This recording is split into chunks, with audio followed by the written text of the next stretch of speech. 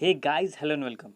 Here I am with the second chapter of the Economic Survey of 2016-17, and the name of the chapter is The Economic Vision for Pre-Causes Cleavage India. So friends, I have highlighted all the important stuff in this chapter, so it is all enough for any competitive exam like UPSC, banking, etc. Now come to the chapter. So this chapter is divided into four parts. First, introduction. Second, the road to be transverse. Third is possible explanation, and the fourth, conclusion, the last. So now come to the first part, introduction. So हम लोग Indian economy को दो part में divide कर सकते हैं. First part is from independence till 1991 and the second part is after 1991 till present. So 1991 में as you all know कि एलपीजी रिफॉर्म हुए थे. LPG it means liberalisation, privatisation and globalisation. New economic reform हुए थे 1991 में.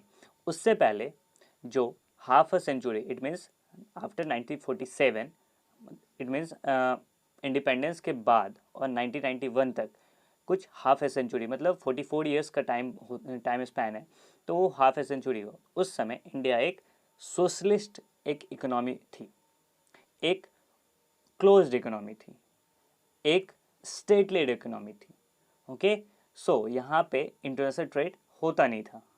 Okay, और जहाँ पे माइक्रो लेवल पे, मैक्रो लेवल पे सारे डिसीजन कौन लेता था? गवर्नमेंट. सारे डिसीजन स्टेट लेती थी.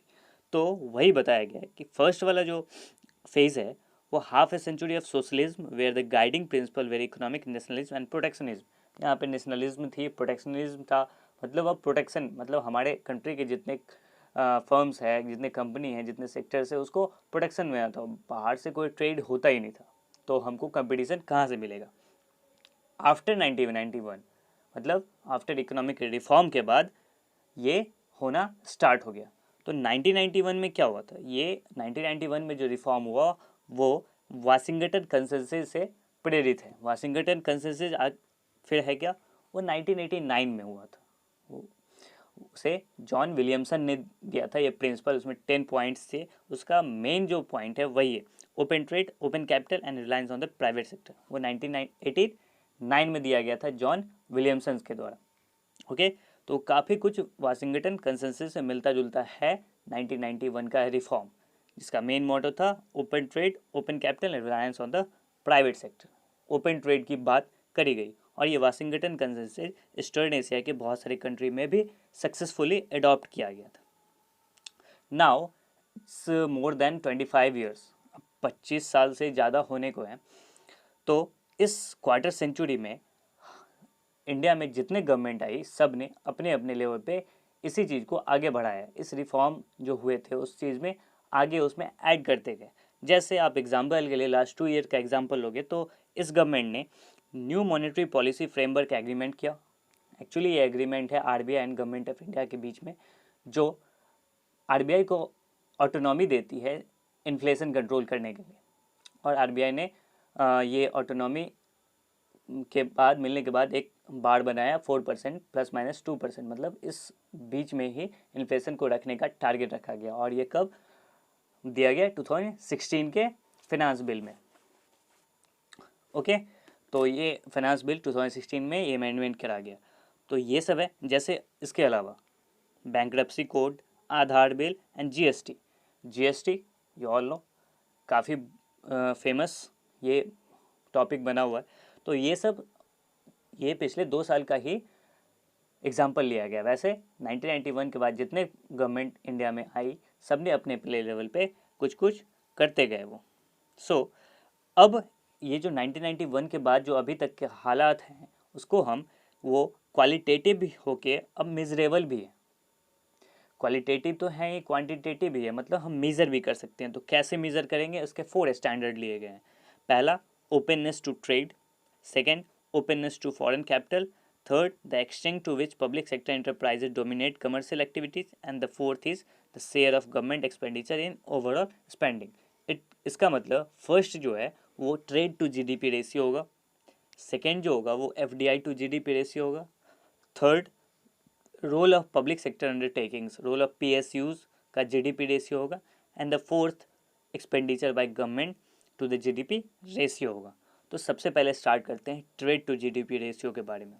GDP ratio it means export and import.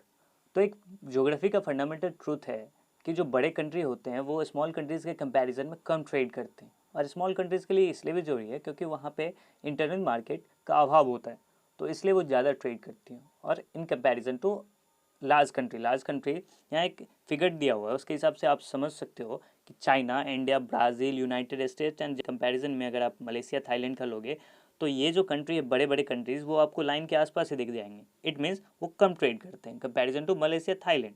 सो फिर भी मोर एंड लेस इंडिया एक बेटर सिचुएशन में है, बेटर पोजीशन पे है। और दूसरा जो फिगर है वो कंपैरिजन किया गया है चाइना से। रेड लाइन आप देख रहे हो वो इंडिया का लाइन है, एंड जो ब्लू लाइन है वो चाइना का लाइन है।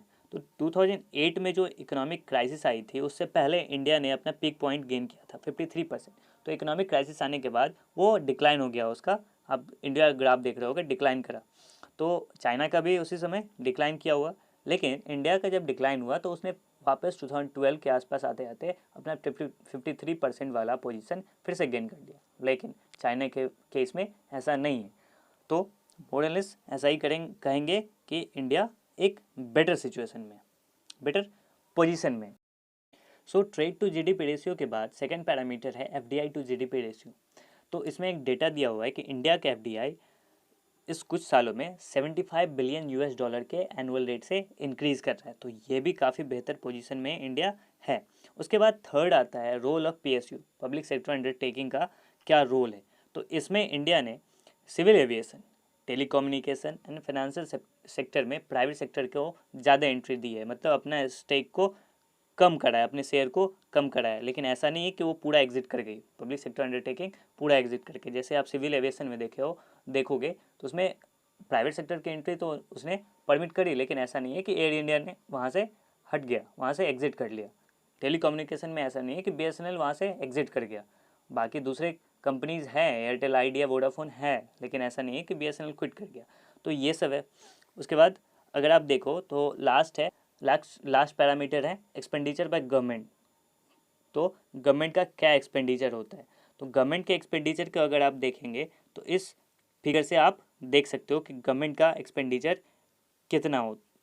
तो वो दूसरे कंट्रीज़ के कंपैरिजन में अगर आप इंडिया को देखोगे तो इंडिया 2% के आसपास ही वो ठहरता है, 2% के आसपास ही इसका है। तो ये रिग्रेशन लाइन, काफ़ी कुछ रिग्रेशन लाइन के आसपास ही बैठे। ये एफडीआई का इनफ्लो का फिगर है। ओके, एफडीआई का इनफ्लो आप देख रहे हो कि कैसे वो इंक्रीज़ कर रहा है। पर फिर भी एट होल अगर हम बताएंगे तो इंडिया एक नॉर्मल इमर्जिंग मार्केट है। नॉर्मल, नॉट सुपर नॉर्मल और एबनॉर्मल मार्केट। एक नॉर्मल इमर्जिंग मार्केट इसको हम कह सकते हैं। और साइज ऑफ गवर्नमेंट माइक्रो। तो पीएसयू का स्पेंडिंग को अगर हम देखें तो सेल्स में इंडिया का पोजीशन आप देख लो, फिर प्रॉफिट में देख लो, फिर एसेट्स में एंड मार्केट वैल्यू में। तो ये सब कुछ स्टैटिकल फिगर है, डेटाज हैं, जिसके आधार पे आप समझ सकते हो।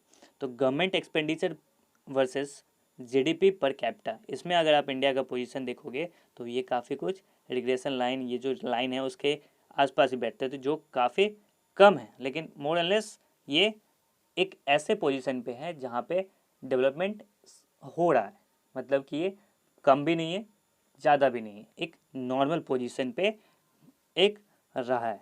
तो 1918 के बाद इंडिया में रिफॉर्म्स एक्चुअली ग्रो करे थे, 1980 के बाद ही। So this achievement is particularly remarkable because it has been achieved under a fully democratic political system. ये एक इसलिए भी महत्वपूर्ण है क्योंकि एक फुल्ली डेमोक्रेटिक पॉलिटिकल सिस्टम के अंतर्गत हुआ है। अगर आगे मैं आपको जिक्र में बताऊंगा कि अलग अलग कंट्रीज़ में कैसे हुआ था, लेकिन इंडिया में एक डेमोक्रेटिक कंट्री के तौर पे ये सब डेवलपमेंट हुए हैं, इसलिए ये काफ़ी महत्वपूर्ण। वैसे आप एक डाटा या अगर आपको याद रखना है तो याद रख सकते हो कि 4.5% पर कैपिटा के इंक्रीमेंट्स हो रहे हैं 37 ईयर्स, लास्ट 37 ईयर में 4.5% पर कैपिटा का इंक्रीमेंट हुआ है। सो अगर हम नेक्स्ट में देखेंगे तो अब दूसरे सेक्शन में आ गए, दूसरे पार्ट में। फर्स्ट पार्ट इंट्रोडक्शन, दूसरा part the road to be transferred. अब क्या रोड अब इंडिया को करना, अब देखिए ये जो बात आती है वो है in what ways India different, किस बातों से इंडिया डिफरेंट है। तो पहली बात, 3 बातें हैं उसमें। पहली बात, first, hesitancy to embrace the private sector and to ambiguously protect property rights. तो प्राइवेट सेक्टर ऑब्वियसली आप जानते हो कि हेजिटेंसी है इंडिया में, तो अगर हम इसको आगे भी एलैबोरेट करेंगे। Second is state capacity has remained weak. Third is the redistribution problem. First is ambivalence about private sector and property right. तो प्राइवेट सेक्टर का जैसा मेन मोटो होता है, ऑब्वियसली सब लोग जानते हैं कि प्राइवेट सेक्टर का मेन मोटो होता है मैक्सिमाइजिंग प्रॉफिट। तो इंडिया में ये एंटी मार्केट बिलीव बहुत ज़्यादा है दूसरे कंट्रीज़ के कंपैरिजन में। अगर आप देखोगे प्राइवेट सेक्टर के लिए ग्लोबल एटीट्यूड में, तो इंडिया का पोजीशन यहाँ पे कुछ लास्ट के आसपास ही आता है, कि मतलब यहाँ पे प्राइवेट सेक्टर को उस दृष्टि से देखा जाता है कि बस ऐसा करेंगे, ये मोनोपोली वाला प्रॉफिट मेकिंग एंड बहुत सारा, ये हमारे लिए ठीक नहीं है। पब्लिक सेक्टर इंटरप्राइजेज को ज़्यादा यहाँ पे महत्व दिया जाता है। So the second is the symptoms of this ambivalence. इस एम्बिवेलेंस का क्या सिम्टम है, एक एग्जाम्पल आप देख के अच्छे से समझ सकते हो, सिविल एविएशन का। सिविल एविएशन सेक्टर में बहुत सारे इकोनॉमिस्ट ने ऐसा बोल दिया है कि बताया हुआ है, सजेस्ट करा हुआ है कि ये इसमें प्राइवेट सेक्टर इंटरप्राइजेज का घाटे में चल रहा है। जैसे आप एयर इंडिया घाटे में चल रही है, बहुत घाटे में चल रही है, कोई प्रॉफिट उसे नहीं हो रहा है, लेकिन फिर भी उसे झेल रही है गवर्नमेंट, ऐसा ही आप कह सकते हो, इसी सोच में कि प्रॉफिट होगा। ओके, ऐसा ही आप बैंकिंग सेक्टर में देख सकते हो। बैंकिंग सेक्टर में सरकार अगर सोचे भी इन्वेस्ट करने का, इन्वेस्टमेंट अपना कम करने का, अपना स्टेक निकालने का, अपना शेयर कम करने का, तो ये डिफ़िकल्ट है, क्योंकि बैंकिंग सिस्टम जो है वो लेजिटिमेट इंस्ट्रूमेंट है रिसोर्सेज को देने के लिए। जैसे आप लोन्स देने के लिए, आप किसान को वगैरह को लोन देने के लिए, ये एक आपका इंस्ट्रूमेंट है ट्राई करने का, एक्सरसाइज करने का अपने मकसद को। ओके, सो ऐसा ही आप फर्टिलाइजर सेक्टर में देख लो, सब जगह ऐसा ही है। तो यहाँ पे एम्बिवेलेंस है, मतलब कि यहाँ पे पब्लिक सेक्टर को ज़्यादा महत्व दिया जाता है। और इस एम्बिवेलेंस को आप एग्रीकल्चर सेक्टर में भी समझ सकते हो कि कब का लीगेसी चल रहा है, सोशलिज्म वाला लीगेसी चल रहा है। जैसे आप एग्रीकल्चर प्रोड्यूस मार्केटिंग एक्ट के बारे में देखो, तो यहाँ भी किसान को मिडिलमैन, बिचौलिए के हाथों बेचना पड़ता है, जिसके कारण इसके प्राइसेस बहुत हाई हो जाते हैं। तो ये सब अभी भी चल रहा है। ओके, सो नाउ इसका एक कारण है कि because of the fear of being seen as favouring the private sector, specially the foreign private sector. तो गवर्नमेंट अगर प्राइवेट सेक्टर का हेल्प भी करे तो लोग यही सोचेंगे, और पॉलिटिकल प्रेशर भी इसी बात पे आ जाएगा कि वो फेवर कर रहे हैं उस प्राइवेट सेक्टर कंपनी का या उस ग्रुप का। और ये स्पेशली फॉरेन प्राइवेट सेक्टर के लिए ज़्यादा हो जाता है। जैसे आप वोडाफोन और मोनसेंटो का अगर आपको डिबेट पता होगा, उसका वो इशू पता होगा, तो वो आप समझ सकते हो कि यदि कोई भी फेवर करे तो सब लोग उसके सामने, उसके अगेंस्ट कूद पड़ेंगे कि ये ऐसा हो रहा है कि उस प्राइवेट सेक्टर के फेवर में जा रहा है। और यही चीज़ आप ट्विन बैलेंस शीट प्रॉब्लम में देख रहे हो, एनपीएस जो बढ़ रहे हैं, तो उसमें भी बैंक वाले को यही डर लगा रहता है कि उसके खिलाफ केस न हो जाए, उसको उसके फेवर में न समझा जाए कि ये प्राइवेट सेक्टर को लोन्स इशू कर रहा है। So seen as favouring the private sector cases where some private sector debts have to forgiven. मतलब कि प्राइवेट सेक्टर के यदि लोन्स को यदि माफ़ कर दिया जाता है तो अब किसान लोग उठेंगे, पॉलिटिकल पार्टीज उठ जाएंगे कि आप प्राइवेट सेक्टर करते हो, किसान का क्यों नहीं करते हो। ओके, सो अब सेकेंड आता है स्टेट कैपेसिटी। स्टेट वीक, यहाँ पे स्टेट की कैपेसिटी को वीक बताया गया है, जो essential services like health and education को भी सही से आप नहीं डिलीवर कर पा रहे हो। इंडियन स्टेट है low capacity which high levels of corruption, clientelism, rules and red tapism, bureaucracy में ये चीज़ आता है। तो करप्शन, ये सब चीज़ यहाँ पे मेंशन की गई है कि इंडियन स्टेट्स में ये सब बहुत कुछ है। इसेंशियल सर्विसेज भी आप सही से डिस्ट्रीब्यूट, सही से आप नहीं पहुँचा पाते हो लोगों के पास। लेकिन यहाँ पे एक बेहतर चीज़ है, वो है कम्पिटिटिव फेडरलिज्म, मतलब स्टेट्स के बीच में कंपटीशन हो रहा है। जैसे आप इसका सबसे अच्छा एग्जांपल टाटा नैनो कार का ले लो। जैसे बंगाल में ममता बनर्जी वाला इशू हुआ था, देन सो ऑन, उसके बाद वो गुजरात चले गए थे टाटा नैनो कार का प्लांट वहाँ पे लग गया। तो अब टैलेंट का और इस चीज़ का वो कंपटीशन भी हो रहा है, किसके लिए, स्टेट्स के बीच में। तो ये भी एक बेहतर चीज़ है। और भी आप जैसे देख सकते हो कि पीडीएस सिस्टम छत्तीसगढ़ बिहार में सुधरा है, incentivising the agriculture in Madhya Pradesh, kerosene free drive Haryana में, पावर सेक्टर रिफॉर्म गुजरात में, एंड सो ऑन, तमिलनाडु में भी ऐसा ही कुछ। बट हेल्थ एंड एजुकेशन में ये इनसफिशिएंट है कि कोई एक अच्छा मॉडल बन के उभरा हो। और सब चीज़ में तो बेहतर होता जा रहा है, लेकिन हेल्थ एंड एजुकेशन में ऐसा कुछ नहीं है। सो एंड उसके बाद अगर आप बात करो तो ensuring that decision do not favour particular interest means कि अगर पॉलिसी को अडॉप्ट कर रहे हो तो ऐसा अब ऐसा सिचुएशंस बन गए हैं कंट्री में कि फूक फूक के कदम रखे जाते हैं। इट मीन्स अगर आप किसी भी जगह पे ऐसा लग जाएगा कि आप किसी पार्टिकुलर लोग के एक पार्टिकुलर ग्रुप को हेल्प कर रहे हो तो ये बहुत बड़ा एक टेंट्रम बन जाएगा। इसके लिए जैसा आप एग्जांपल के तौर पे देख सकते हो कि 2G scam, it means 2G scam जब हुआ था तो ये एक बहुत बड़ा पब्लिक इशू बन गया था। पब्लिक इशू इसलिए क्योंकि ऑक्शन में प्राइस जो था मिनिमम प्राइस उससे कम में बेच दिया गया स्पेक्ट्रम को। तो अब इस चीज़ के लिए काफ़ी कॉशियस रहते हैं ब्यूरोक्रेट्स डिसीजन मेकिंग में, तो इसलिए भी रेड टेपिज है, मतलब लेट लगता है इसमें और फालतू का इसमें फंसा हुआ चीज़ रहता है। जैसे उनको डर लगा रहता है कि यदि वो किसी को लोन सैंक्शन कर रहे हैं तो इसमें अगर यदि लग जाएगा कि ये प्राइवेट सेक्टर को हेल्प कर रहे हैं, और उनको 4Cs का डर हमेशा बना रहता है। 4C it means courts, CBC it means central vigilance commission, CBI, CAG, इनका हमेशा डर लगा हुआ रहता है। तो ये भी चीज़ इंडिया में अभी प्रॉब्लम चल रही है। And the third is inefficient redistribution, मतलब स्टेट्स के पास जो हैं वो रिडिस्ट्रीब्यूशन नहीं हो पा रहा है। जितने इनकम हो रहे हैं, जितने आय हो रहा है कंट्री को, स्टेट्स को, तो उसको रिडिस्ट्रीब्यूट नहीं हो पा रहा है थ्रू बहुत सारे गवर्नमेंट प्रोग्राम हैं, मनरेगा हैं, रूरल एम्प्लॉयमेंट गारंटी स्कीम जो आप बोलते हो Mahatma Gandhi, and SSA, ICDS। तो इसके बारे में हम चैप्टर 9 में पढ़ेंगे वापस। तो सब्सिडीज़ जो आप दे रहे हो तो ये भी आप अगर आप इस फिक्स से देखोगे तो ये जो आप बिहार वाला एरिया आप देखोगे उस एरिया में रेड कलर है, मतलब पुअर सबसे ज़्यादा उस एरिया में, और फॉल भी उस एरिया में बहुत कम हुआ है। फर्स्ट 7A फिगर है मतलब पुअर वाला, एंड सेकंड फिगर है शॉर्ट फॉल, मतलब कि थोड़ी सी कमी आई है।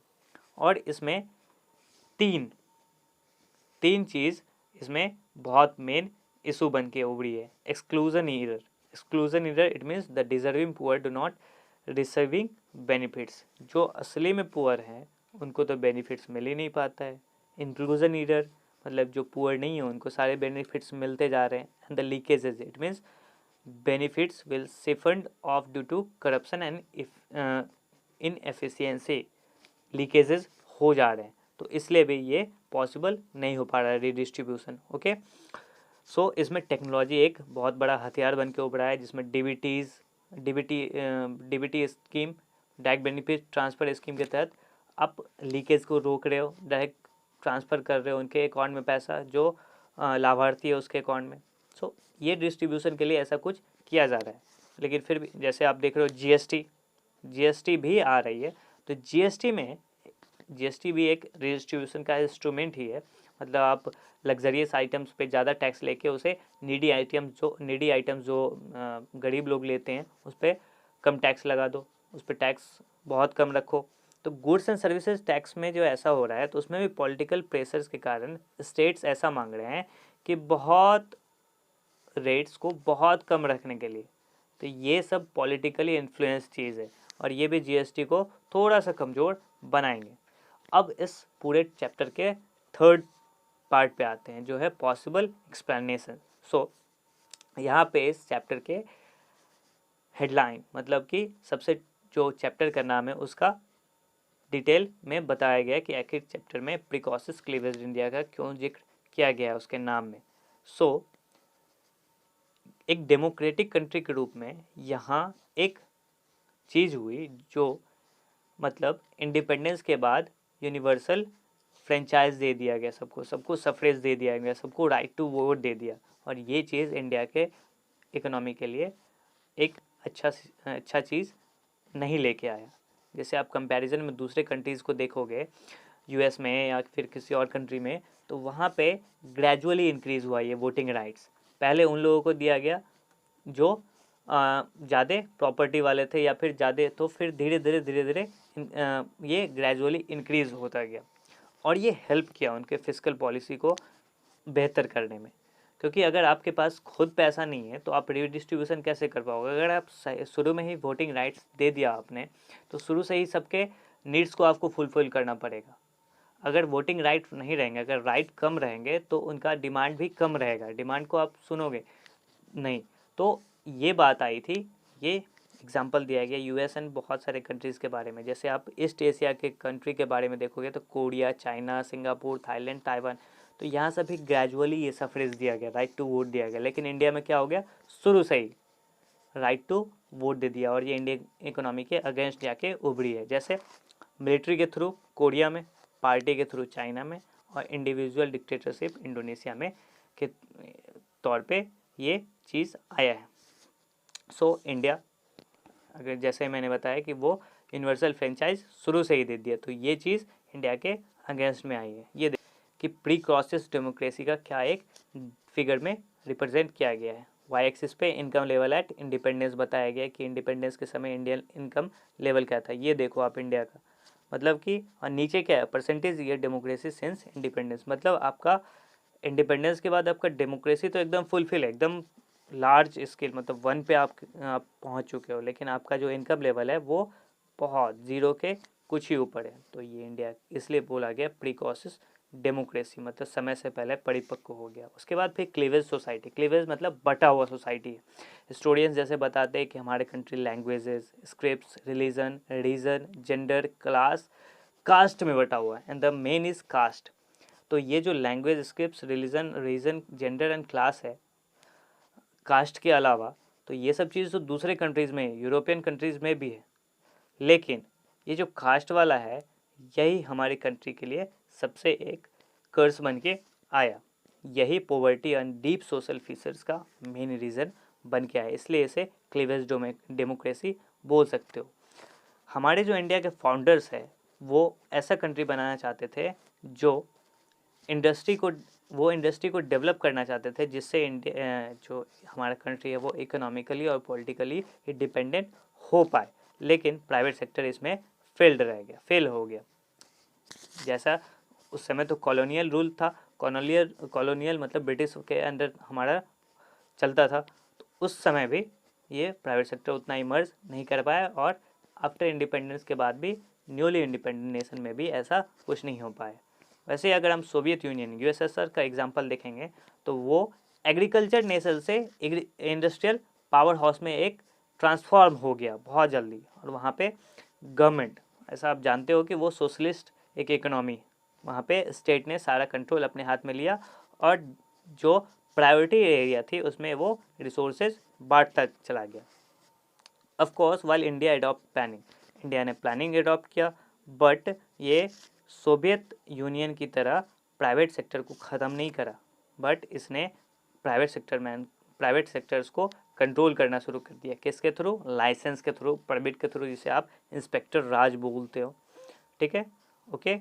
नाउ उसके बाद India had to redistribute early in the development process when its state capacity what particularly weak. जैसा मैं पहले मेंशन कर चुका हूँ, इंडिया के पास खाने को खुद था ही नहीं, वो कहाँ से रीडिस्ट्रीब्यूट करेंगे। तो ये चीज़ इंडिया में शुरू से ये चीज़ अगेंस्ट होके आई है इंडियन इकोनॉमी के लिए, और अभी भी। तो अभी अगर आप साउथ कोरिया का एग्जांपल लेके देखोगे तो वो अपने पर कैपिटा जीडीपी लेवल का 20,000 स्पेंड करते हैं, और इंडिया उस पर कैपिटा जीडीपी लेवल का बस $5,000 ही इन्वेस्ट कर पाता है। मतलब India did not invest sufficiently in human capital also, human capital पे भी नहीं कर पाता है। 0.22% ही वो हेल्थ पे वो स्पेंड करता है, इंडिया करता था, 1951 में, और ये बढ़ के भी अभी भी 1% ही बढ़ा है बस, जबकि ग्लोबल एवरेज है 5.99%। ठीक है, तो उसके बाद अगर आप देखोगे तो history of Europe and US ये हमें सजेस्ट करता है कि अगर आप सबसे पहले आप क्या आप बढ़ाओ essential services, physical security, health, education, infrastructure, ये आप बढ़ाओ, उसके बाद ही आप रीडिस्ट्रीब्यूशन को बढ़ा सकते हो। पहले आपको जो नेसेसरी सर्विसेज हैं उसको पहले बढ़ाना पड़ेगा। और ये देखो अर्ली रीडिस्ट्रीब्यूशन, इस फिगर में आप इंडिया का सिचुएशन आप देख सकते हो कि कैसा उसका सिचुएशन बहुत लास्ट में। सो if the state role in predominantly redistribution, the middle class will seek, ये प्रोफेसर एल्बर्ट हिट्समैन का एक फेमस टर्मिनोलॉजी है, to exit from the state. मगर अगर आप नेसेसरी सर्विसेज पे अगर आप खर्च नहीं करोगे, डायरेक्ट रीडिस्ट्रीब्यूशन पे आ जाओगे, तो आपका एक जो मिडिल क्लास होगा वो एग्जिट कर जाए, एक क्लास वो एग्जिट करवाएगा। जैसे आप फ्यूअर टैक्स पेयर से आप इसको देख सकते हो आसानी से कि इंडिया में टैक्स पेयर कितने कम है। उनको तो लग ही नहीं रहा है कि उनके अब जो वो टैक्स पे करेंगे उन पे खर्च होगा तो ही ना उनको लगेगा कि मेरे टैक्स का यूटिलाइजेशन हो रहा है। जैसे आप दूसरे कंट्रीज फिनलैंड वगैरह सब का ले लोगे तो वहाँ पे, या फिर डेनमार्क वगैरह का, वहाँ पे टैक्स पेयर वो लगभग 100% के आसपास है। क्यों? क्योंकि वहाँ पे वो नेसेसरी आइटम, नेसेसरी सर्विसेज पे ज़्यादा खर्च करते हैं, तो वहाँ पे टैक्स पेयर भी बहुत ज़्यादा है। तो यदि आप इस डेटा से अगर आप देखोगे तो नॉर्वे, स्वीडन, ये सब कंट्रीज जहाँ पे देखो 100% के लगभग टैक्स पेयर है, और इंडिया में 100 लोगों में बस 7 आदमी ही टैक्स पे करते हैं।